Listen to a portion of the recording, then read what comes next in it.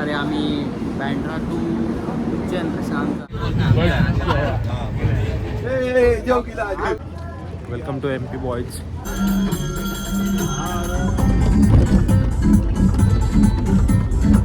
काय पंक्चर झालाय. तरी बघा आपली कोकणी गँग पूर्ण रात्र आमची श्री महाकालेश्वर मंदिरात गेली. तो चलिए शुरू करते हैं. नमस्कार मित्रांनो, मी ओमकार. मी तुमचं सर्वांचं माझ्या चॅनलमध्ये स्वागत करतो. आम्ही आहोत कोकणचे 9 भटके आणि नुकताच आम्ही एक अविस्मरणीय प्रवास करून आलो. होय, भारताची पवित्र नगरी, देवादिकांचं शहर उज्जैन. काय अनुभव होता तो सांगता येणार नाही. जिथे आम्हाला मिळाली 12 ज्योतिर्लिंगांपैकी 2 प्रमुख ज्योतिर्लिंगांची भेट. पहिले म्हणजे महाकालेश्वर, जिथे बाबा महाकालचा भव्य दरबार आहे, आणि दुसरे म्हणजे ओंकारेश्वर, नर्मदेच्या तीरावरील शांत आणि सुंदर धाम. या प्रवासात काही गमती झाल्या, काही नवीन गोष्टी अनुभवल्या. मंदिराचं अद्भुत सौंदर्य, तिथली शांतता आणि हो, तिथले गरमागरम चटकदार पदार्थ. असा हा आमचा उज्जैन ओंकारेश्वर संपूर्ण प्रवास आता तुमच्या भेटीला. तुम्ही तयार असाल ना? लाईक करा, सबस्क्राईब करा आणि शेअर करायला विसरू नका. तर नमस्कार मित्रांनो, सगळ्यांना शुभ सकाळ. आज आम्ही चाललोय MP ला. तर माझ्यासोबत चंदन आहे आणि आम्हाला सोडायला आले ते बघा 2 मंडळी. तर आता इथून आम्ही निघतोय निगडीवरून मुंबईला. तर चला भेटू.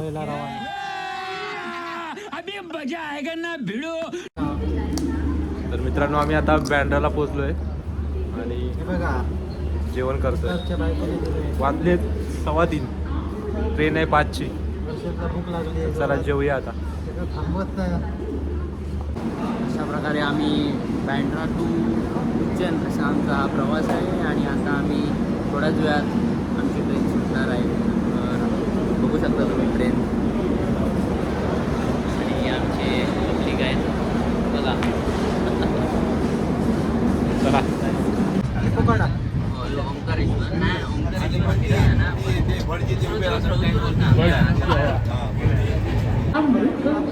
कृपया ध्यान दीजिए, गाड़ी संख्या 1255 सूरत मारवा. जेवण घेऊया. जेवण आपल्या इलेलं आहे आता, पण जेवण घ्यायचं आहे.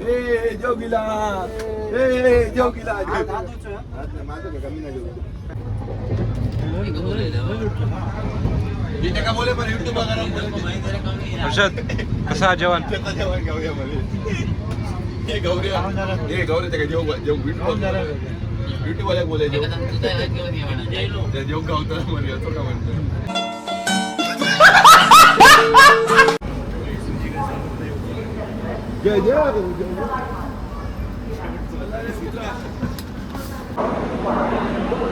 दीड वाजल्यात रत्नापूरला पोहोचलोय. अच्छा, ठीक है.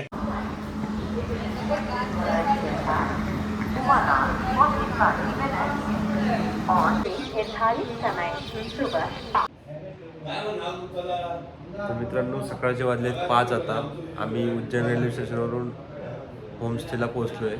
थोडा वेळ रेस्ट करू, नंतर पुढचा प्रवास. तर नमस्कार मित्रांनो, सगळ्यांना शुभ सकाळ. आज उज्जैनमध्ये आपला दिवस पहिला आहे आणि आपण वाजलेत 7:30. चाललोय दर्शनाला. चंदन, काय सांगशील मग तुझ्या प्रवासाबद्दल? आपल्या प्रवास एकदम मस्त झाला. आता झोप कमी झालेली आहे, बट ठीक आहे, देवाच्या दर्शनासाठी एवढं तर करावंच लागेल. आता आम्ही चाललो आहे, आमची गाडी आलेली आहे. तर आता गाडीजवळ चाललो आहे आम्ही. आता पुढचा प्रवास आम्ही तुम्हाला पुढच्या प्रवासात भेटू आपण. चला. अभी मजा आएगा ना भिड़ो.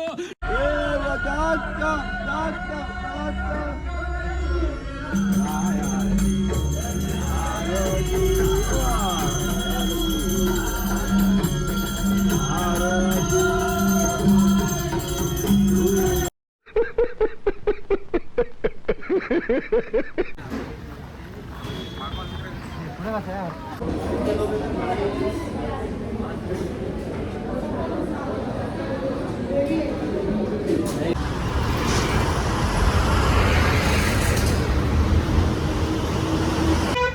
मित्रांनो आता एक 30-1 किलोमीटर राहिले आहे ओंकारेश्वरला आणि आमची गाडी पंक्चर झाली आहे बघू.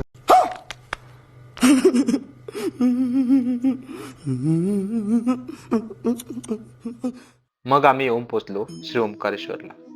असे इथे मानले जाते, श्री ओंकारेश्वरचं दर्शन करण्याआधी श्री ममलेश्वरचं दर्शन केले पाहिजे.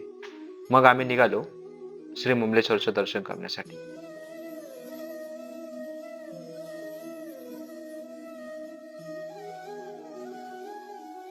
ओंकारेश्वर. ओंकारेश्वर हे मध्य प्रदेशातील एक महत्त्वाचे ज्योतिर्लिंग आहे, जे नर्मदा आणि कावेरी नद्यांच्या संगमावर स्थित आहे. हे मांधाता बेटावर आहे आणि त्याचे नाव भगवान शिव यांच्या ओंकारा या नावावरून आले आहे, कारण या बेटाचा आकार ओमसारखा दिसतो.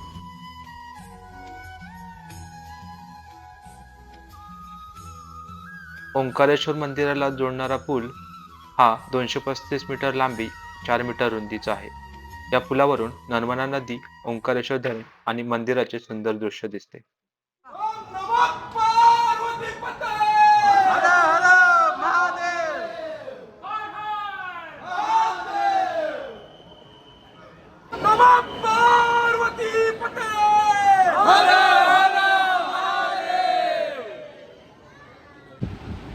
तर नमस्कार मित्रांनो, आता आम्ही श्री ओंकारेश्वरचं दर्शन करून परत आमच्या रूमवरती आलो आहे. आजच्या दिवसाचं खूप मोठी सफर होती. सो माझ्यासोबत चंदन पण आहे. चंदन, कसा होता प्रवास आजचा? मित्रांनो आजचा प्रवास खूप म्हणजे काय सांगू. ठीक है, ये बताओ कौन सा सब्जेक्ट अच्छा लगता है? कौन सब्जेक्ट अच्छा लगता है? बैगन. खूपच असा त्रासदायक होता, कारण रस्ते खराब होते मेन म्हणजे, आणि गाडी पण थोडी गाडीचं काम खूप होतं आणि खूप ओल्ड गाडी होती. दर्शन चांगलं झालं. त्यामुळे पण दर्शन चांगलं झालं. ते त्याचं एक आपण पास पण समाधान काढला वाटतं. होता आधीच. आम्ही VIP पास काढलेला आम्ही ऑनलाईन, त्यामुळे आमचं दर्शन अर्ध्या तासातच झालं आणि दर्शन एकदम फास्ट झालं. पहिलं आम्ही मामलेश्वरचं दर्शन घेतलं, मग आम्ही इथून एक ब्रिज आहे, त्या ब्रिजवरून 1 किलोमीटरवरती ओंकारेश्वर आहे.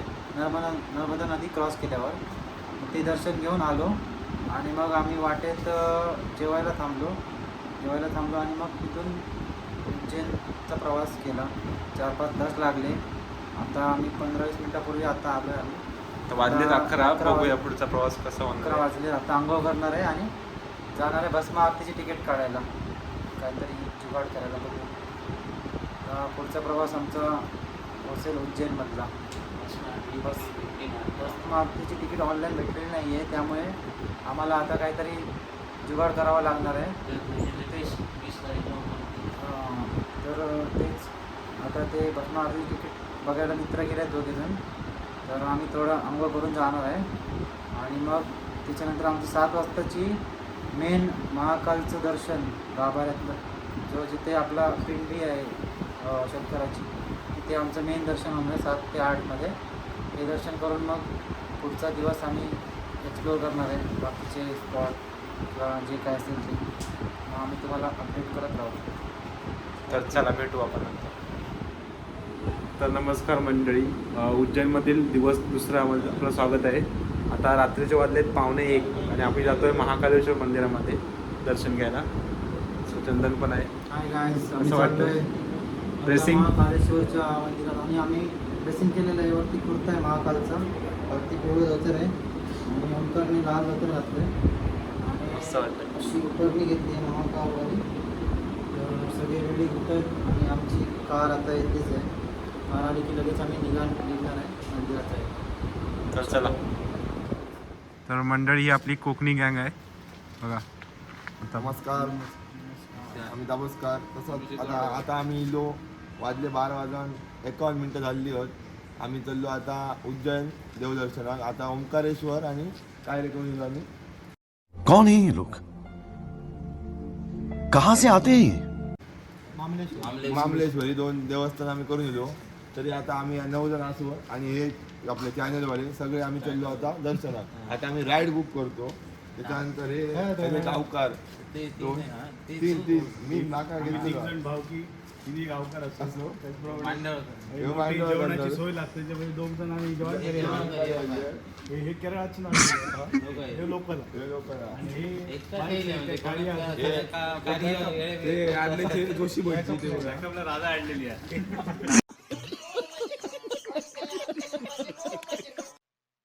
मग आम्ही सर्वजण श्री महाकालेश्वरचं दर्शन करण्यासाठी पहाटे 1 वाजता निघालो आणि थोड्या वेळातच मंदिराकडे येऊन पोचलो. आम्हाला पहाटेच्या भस्मारतीचा अनुभव घ्यायचा होता आणि आम्ही इकडे येऊन पोचलो जिकडे पास चेक केले जातात.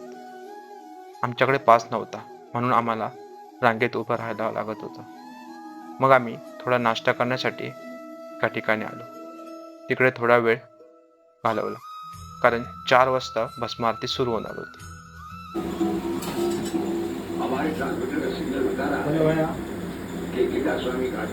सब क्या देखना पड़ रहा है, अच्छा है मैं अंधा हूँ. तर नमस्कार मित्रांनो, आता वाजले 5 आणि आपलं महाकालेश्वरचं दर्शन झालेलं आहे. मंदिरात कॅमेरा अलाउड नव्हता म्हणून मी शूटिंग नाही केली. आता पुढचं दर्शन बघूया आपण. पहाटे स्क्रीनवरची आरती पाहण्याचाही एक वेगळाच अनुभव होता.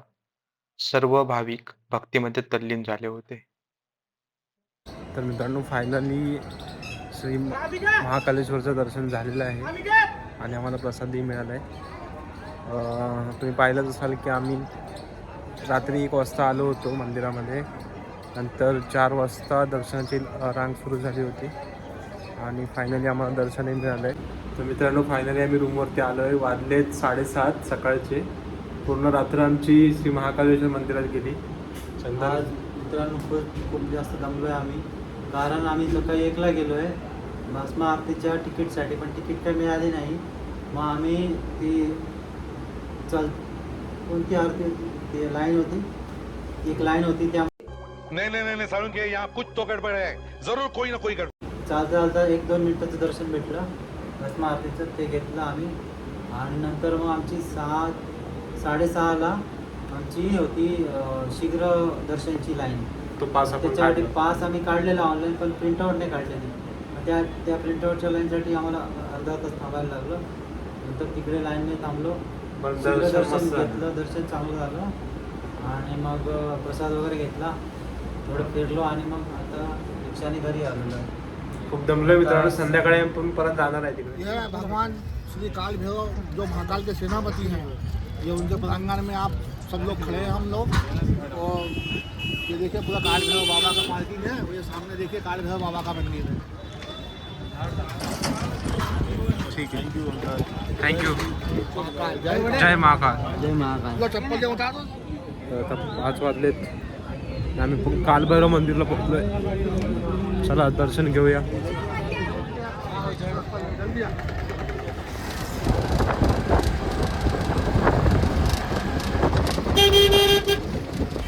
हम रामघाट में दर्शन ले रहे हैं. मराठीत बोल. आता आम्ही रामघाटला आलो आहे आणि आता इथे शिप्रा नदीची इथे एक मोठी महाआरती होणार आहे, तर तिचं दर्शन घ्यायला आलेलो आहे. पाहू शकता तरी खूप गर्दी आहे दाखवून. लाईन लागलेली आहे, तरी पण आम्ही लाईनमध्ये घुसणार आहे. आमचे 2 जण गेले आहेत पुढे. तर चला आता आपण रामघाटची आरती कशी असते ते बघूया. चला. शिप्रा आरती ही उज्जैन येथील रामघाटावर शिप्रा नदीच्या काठावर होणारी एक प्रसिद्ध संध्याकाळची आरती आहे. ती शिप्रा आरती किंवा रामघाट आरती म्हणून ओळखली जाते. ही एक सुंदर अनुभव देणारी एक लोकप्रिय विधी आहे. ही आरती गंगा आरतीसारखीच एक प्रमुख धार्मिक आणि आध्यात्मिक आकर्षण देणारी आहे. या आरतीमध्ये शांततेचे आणि भक्तीचे वातावरण असते. सिंहस्थ कुंभमेळ्याच्या वेळी येथे लाखो भाविक एकत्र जमतात. नंतर आम्ही निघालो माता हरिसिद्धीचं दर्शन घ्यायला. हे एक प्रसिद्ध आणि प्राचीन मंदिर आहे जिथे देवी हरिसिद्धीची पूजा केली जाते. शिवपुराणानुसार जेव्हा शिवाने सतीचे जळते शरीर यज्ञातून बाहेर काढले तेव्हा तिची कोपर या ठिकाणी पडली होती असे मानले जाते. हे मंदिर स्कंद पुराणातही नमूद केले आहे, जिथे देवीला हरिसिद्धी हे नाव कसे मिळाले याची आख्यायिका सांगितली आहे. येथे आरती करण्याचा आम्हाला एक वेगळाच अनुभव मिळाला. येथे असणाऱ्या दिव्यांच्या रोषणाईने आमचे डोळे भारावून गेले. खूप एक वेगळाच अनुभव होता.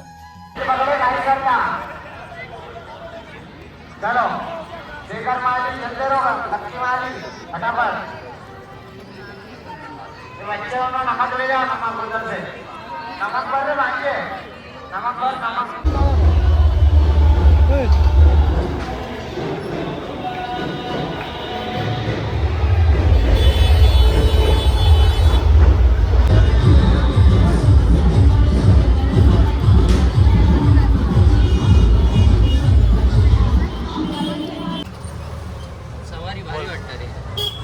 गल्लीतनं काढू बरी. अशा प्रकारे आजचा हा प्रवास आमचा उज्जैन होते सकाळी.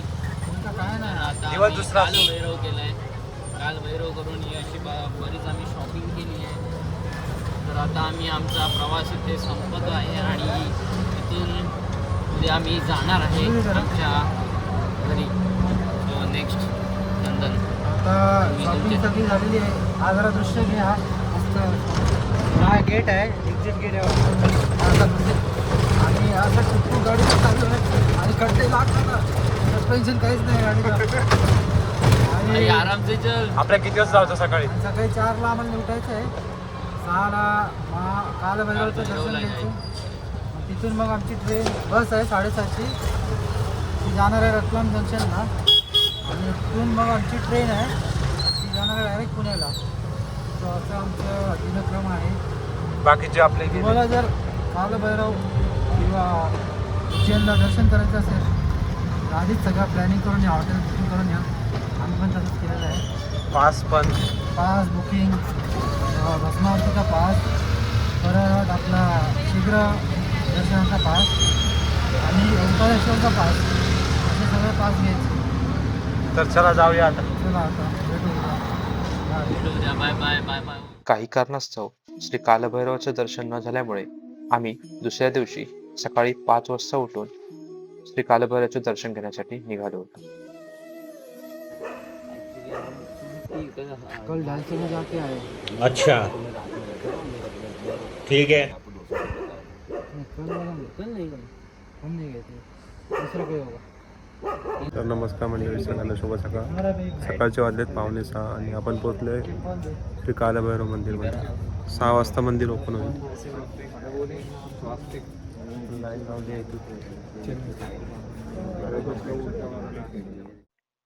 श्री कालभैरव मंदिर शिप्रा नदीच्या काठावर वसलेले आहे आणि दरवर्षी लाखो भाविक येथे भेट देतात. हे भगवान शंकराचे रौद्ररूप असलेल्या भैरव बाबांना समर्पित आहे. तर आपलं दर्शन झालंय. कालभैरव थोडं ते दाखव इंट्रोमध्ये. हे मंदिर आहे काळभैरवचं आणि बघू शकता गर्दी एवढी नाही आहे सकाळची. आणि ही शिप्रा नदी आहे. शिप्रा नदी काठी हे मंदिर बसलं आहे. जिथे आपण काल आलो होतो ही शिप्रा नदी आहे. आपलं दर्शन पण व्यवस्थित झालंय. सकाळी टायमिंगमध्ये आलेलो आपण. तर चला जाऊ रूमवरतीच. तुला दर्शन झालंय, कसं वाटतं बा भावा? मस्त वाटतं. सकाळी लवकर येऊ ना आपण. बरं वाटतं. 10 मिनिटात दर्शन झालं. नंदन मस्त वाटतं. एक नंबर, एकदम फास्ट दर्शन झालं. VIP दर्शन. तर चला, जय महाकाल. नहीं सारुण के यहाँ कुछ तो गड़बड़ है. जय महाकाल. जरूर कोई ना कोई गड़बड़. जय कालभैरव. आता डायरेक्ट आता रूमला जायचं. रूमला तिथून मग ओके. बॅग घेऊन देवास गेट. परतीच्या प्रवासासाठी आम्ही देवास बस स्टँडवरून रतलाम जंक्शनकडे जाण्यासाठी रवाना झालो. तर नमस्कार मित्रांनो, आता दिवस तिसरा आहे उज्जैनमधला आणि आपला निघायचा दिवस आहे आज. शुभम, काय भाई कसं वाटतं तुला? अरे कहना क्या चाहते हो? तर नमस्कार मित्रांनो, आज आपला दिवस तिसरा आहे उज्जैनमधला आणि आम्ही आज निघतोय पुण्याला. आणि मस्त जायची इच्छा भारी नाही. वाटतंय. जायची इच्छा उज्जैनमध्ये कसं वाटलं भाई? जायची इच्छा नाही. इकडे जायचं आपल्याला. मस्त मस्त. आता आमची ट्रेन आहे 2 वाजता आहे रतलामवरून आणि आम्ही निघणार आहे. तर जेवून घेतो थोडा आणि मग 2ची ट्रेन आहे, तिथून निघू आम्ही रतलामवरून डायरेक्ट मुंबई. तर चला जेवूया ना. जाऊया. 2 वाजता आम्ही बोर्डर स्टेशनला उतरलोय. आणि आमची जर्नी थोडक्यात संपत होणार आहे. अजून आम्हाला पुण्याला जायचं आहे, पण ते आम्ही पुढच्या ब्लॉगमध्ये बघू. हर्षद ऐकर चला आता मित्रांनो लोकल आता मुंबईहून आपल्या पुण्याला जायचं आहे. चला बाय.